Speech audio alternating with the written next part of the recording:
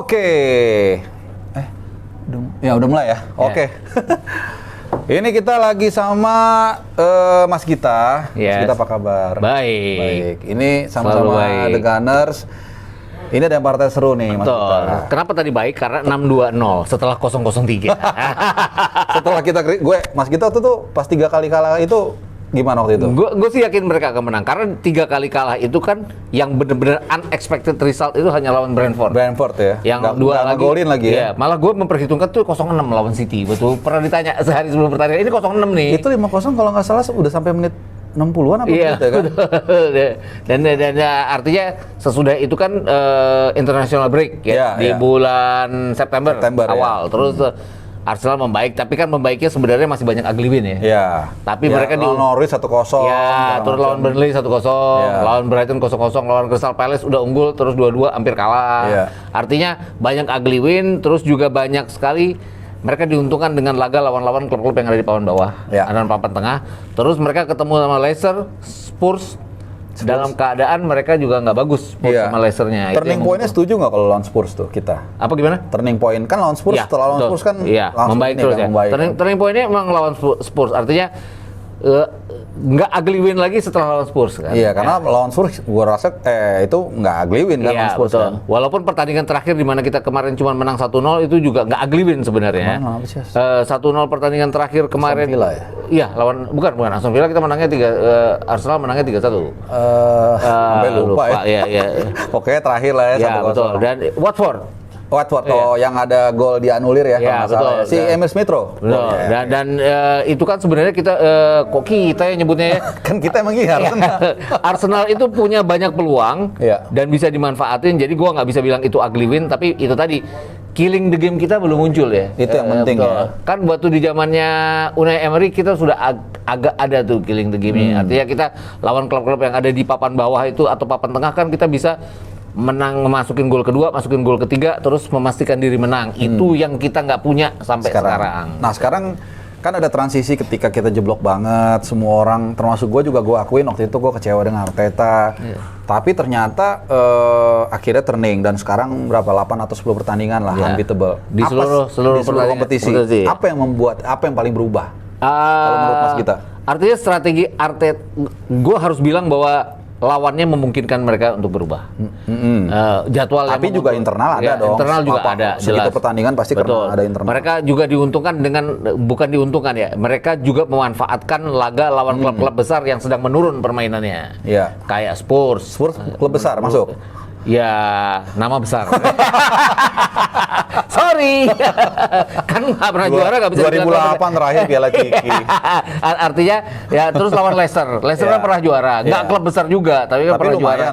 Lumayan. Dan bisa menang dengan angka yang lumayan. Clean sheet juga kita Arsenal banyak ya. Betul. Jadi kalau gue pikir juga turning point-nya benar-benar waktu saat lawan Leicester.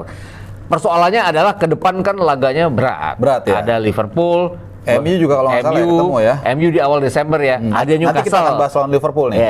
Ada lawan Newcastle yang mungkin menguntungkan nantinya. Jadi ya itu tadi 8 pertandingan terakhir Premier League kan rekornya adalah 6 kali menang, 2 kali imbang. Itu yang bikin orang-orang bilang Arteta sudah bangkit. Secara permainan bangkit. Oke.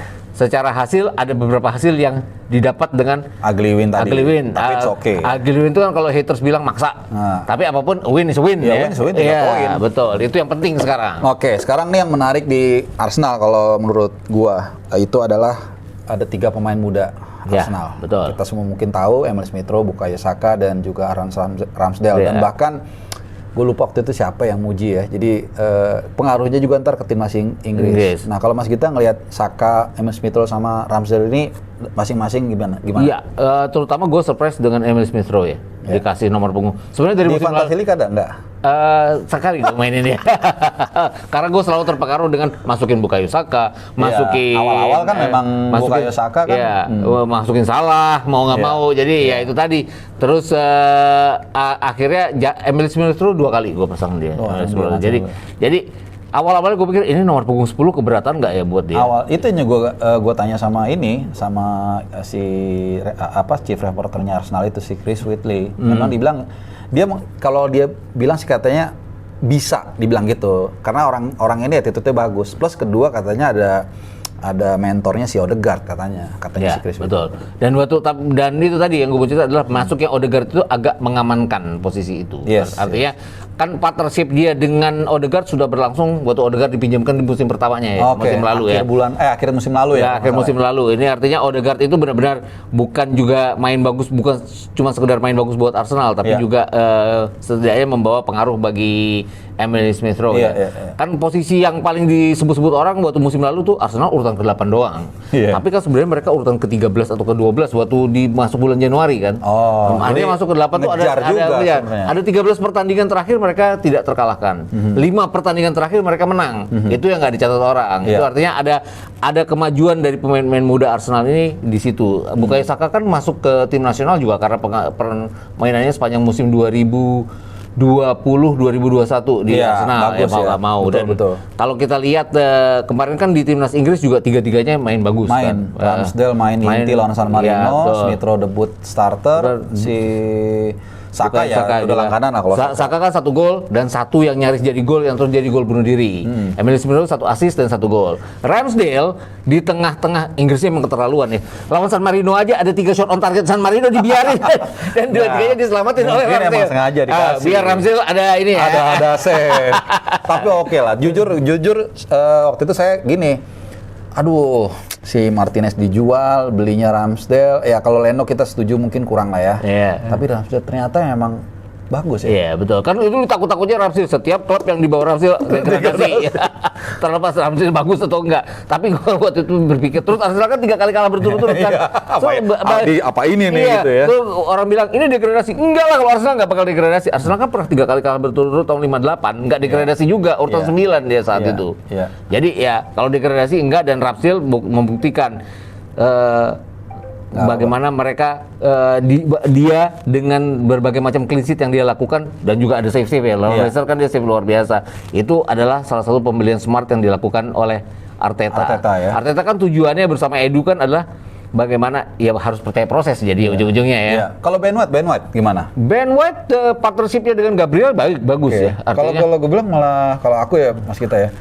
Tomiyasu yang bikin belakangnya jadi kayak jadi kayak menggigit ya. Jadi kayak lead kalau orang itu ditutup ininya gitu loh. Iya. Ya, Tomiyasu kan juga bagus ke depan. Dia mundur ke belakang juga dengan bagus. Etos Jepang lah ya. Etos Jepang, dan akhirnya bikin keamanan bagi White dan juga Gabriel. Partnershipnya Gabriel dan White itu kan bikin, kalau nggak salah White akhirnya belum masuk tim nasional lagi ya, belum dipanggil lagi. Tapi Gabriel kan akhirnya masuk juga ke tim nasional.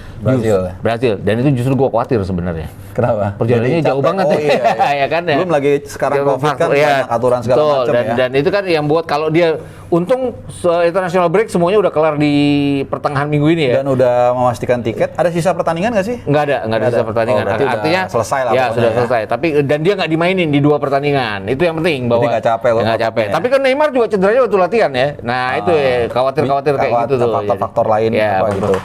Oke, kalau kita bicara Arsenal gini, ada satu data yang menarik. Kalau kita komparasi sampai dengan pekan ke-11 dibandingkan musim lalu, poin saat ini tuh surplus sekitar 5 poin kalau nggak salah. Betul. Artinya ada perbaikan dibanding musim lalu. Nah, tapi tentu kan selalu kalau saya tuh selalu ingat apa yang kata Opa Ferguson. It's not how you start but how you finish. Start udah bagus. Menurut Mas Gita, Arsenal untuk finish ke depannya apa, katakanlah gini, ini udah bagus ritmenya, tapi apa yang mungkin harus diantisipasi untuk supaya jalannya itu nggak gerenjel-gerenjel gitu lah. Gue selalu ingat kata-kata Ferguson itu musim lalu. Arsenal kan berantakan banget di awal-awal musim. Tapi kan mereka finishnya bagus sebenarnya. Betul, ya. Tapi bagus yang tidak menolong mereka. Ya. Kenapa bagus tidak? Yang 8. Iya, bagus yang 8. Kenapa nggak menolong mereka? Mereka kalah 2 kali dari Everton, kalah 2 kali dari Aston Villa, terus kalah 2 kali dari Watford. Yang harusnya bisa mereka kalahkan. Yang akhir klasemen, final klasemen itu posisinya ada di bawah Arsenal semua. Nah itu yang nggak boleh keulang lagi. Jadi mereka startnya nggak mulus, tapi finishnya bagus, tapi juga tidak boleh kalah dari klub-klub yang ada di bawah mereka. Dan itu Brentford kan sekarang di bawah mereka udah kalah. Artinya pertandingan kedua melawan Brentford harus di mutlak Emirates, menang ya. Mereka harus mutlak apalagi menang. Dengan ritme yang udah ada ini. Mereka belum ketemu Everton kan? Belum. Itu mutlak mereka harus menang lawan Everton. Ketemu Everton kapan? Desember kalau nggak salah. Setelah lawan MU ya, mereka ketemu Everton. Oke, Desember berarti nggak saya mikir aja sih Calvert-Lewin udah balik kalau belum, karena itu penting tuh. Iya, jadi Liverpool, Newcastle, MU, Everton. Liverpool, Newcastle, MU, Everton. Nah kalau Calvert-Lewin udah balik, si Richarlison udah balik, agak ngeri-ngeri sedap juga betul, tuh. Agak ngeri-ngeri sedap. Dan intinya adalah bagaimana mereka harus stabil ya. Termasuk Boxing Day mereka harus stabil. Arsenal kan biasanya berantakan di Boxing Day, berantakan di Januari gitu. Berarti kita bicarain cedera nggak ada? Cedera nggak ada ya? Nggak ada aman sekarang. Oke. Sekarang kita bicara sedikit sebelum kita tutup melawan partai lawan Liverpool.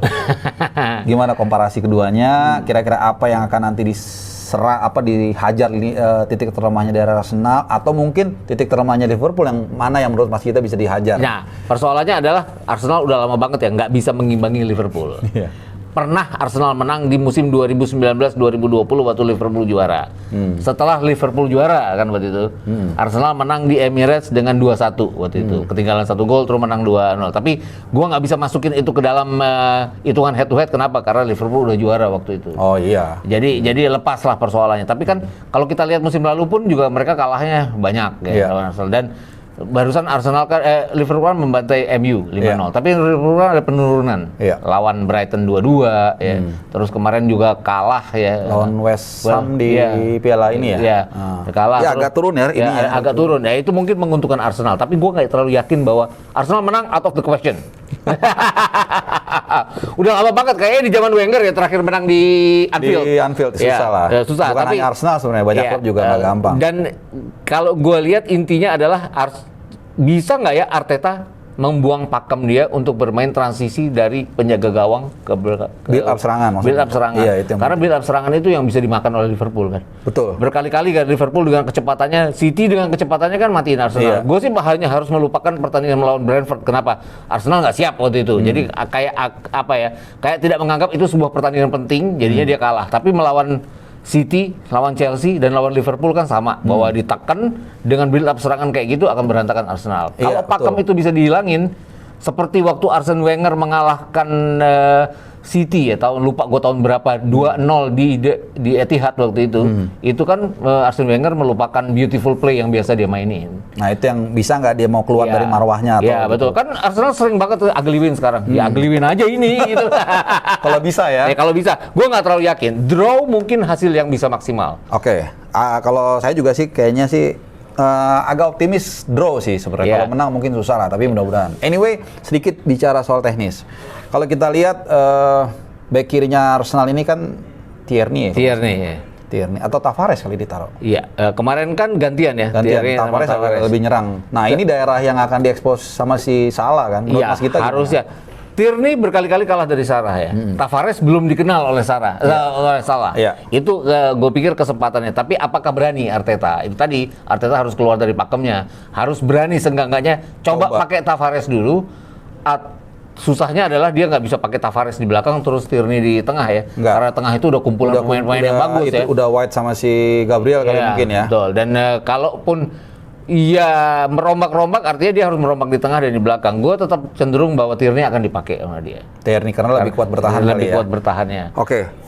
Ya memang harus bahayanya adalah Salah. Karena berkali-kali kan Salah benar-benar mengeksploitasi Arsenal. Waktu 5-0 di lawan MU itu kan serangan balik. Dan Soalnya kan emang dia udah tahu, soalnya kan naik-naik terus kan. Dan pernah kan lawan Arsenal juga dia menang gede kan dengan serangan baliknya si Salah itu. Dari cornernya Arsenal loh. Corner Arsenal, Salah ambil, Salah sendirian masuk serangan balik. George Weah ya. Itu yang tuh gue khawatir. Nah, kalau sedikit kita bahas lawannya nih Liverpool nih. Ini kalau menurut pendapat gua ya, Van Dijk ini sekarang jadi turun penampilannya. Iya, betul. Nah, sementara kita punya pemanah bernama Emil Smith Rowe. Mas kita ngelihat gimana nih? Karena lawan West Ham kalau kita lihat ini justru ada 1 gol Fornals itu si Bowen tuh nge-expose si Van Dijk. Nah, ini bisa nggak Emil Smith Rowe? Harusnya Emil Smith Rowe kan lebih bagus dari para pemain Brighton ya. Brighton bisa melakukannya pada saat Arsenal udah unggul 2-0. Itu luar biasa loh. Di Anfield Liverpool unggul 2-0 di Anfield. Liverpool unggul dengan 2 gol, bisa dibalas dengan 2-2. West Ham bisa gegolin juga seperti itu, bahkan juga di Liga Champions. Brentford juga bisa golin 3 kalau nggak salah ya. Betul. Dan itu yang harus. Milan juga bisa golin 2 di Anfield. Iya, betul. Itu yang harus dieksploitasi oleh Arsenal. Intinya adalah Tomiyasu. Terus harus disambung ngomongnya tuh ya, Tomiyasu ya, jangan diputus. Mau ketawa gua. Artinya Tomiyasu, cuma kan nggak. Terus White, Gabriel dan Tierney harus bermain kompak sekali. Karena mereka bakal kerja keras kan. Dan kalau gue lihat Partey kan katanya sudah sembuh. Ya. Ini penting nih. Partey itu yang bisa menjadi jangkar untuk menahan serangan-serangan. Filter awal ya. Filter awal harus datang dari dia. Kalau dia oke, ya itu gue rasa akan menjadi peluang. Bukan peluang menang, benar-benar peluang harus menahan ya paling enggak ya. Artinya rekor tidak terkalahkan itu harus jadi 6-3-0. Susah lah. Minimal 6-3-0. Susah 7-2-0. Tapi kalau sampai jadi 6-2-1, satu ini bisa gawat nanti ke depannya. Karena jadi bisa 6-2, 6-2-2, 6-2-3. Ya, itu kan Arsenal kan repotnya adalah suka kalah yang nggak karu-karuan kalau udah pernah kalah. Jadi kayak baper akhirnya jadi ke bawah-bawah. Iya betul. Ya. Walaupun memang diuntungkan dengan lawan berikutnya Newcastle. Nggak nyombongin bahwa nggak mandang enteng Newcastle yang baru dapat gelontoran duit, tapi kan gelontoran pemain belum. Baru gelontoran duit. Baru justru itu jadi beban ya. Oke, berarti imbang tadi ya kalau prediksi Mas Gita. Tapi ada gol lah ya. Iya, harusnya ada gol. Ada gol. Nggak susah lah mengharapkan bahwa sehebat apapun Ramsdale. Clean sheet di Anfield tuh hebat banget. Enggak lah katanya. Oke, tadi jadi penjabaran dari seorang Gunners region Bintaro. Terima kasih Mas Gita. Sama-sama. Mudah-mudahan prediksinya salah. Ya, Arsenal menang. Mantap. Oke, thank you udah Mas Gita udah ngobrol-ngobrol sama kita. Kita akan lihat nanti hasilnya Liverpool dan Arsenal ya. Thank you udah nonton. Ciao. Jangan bikin kaos. Jangan bikin kaos 5-0.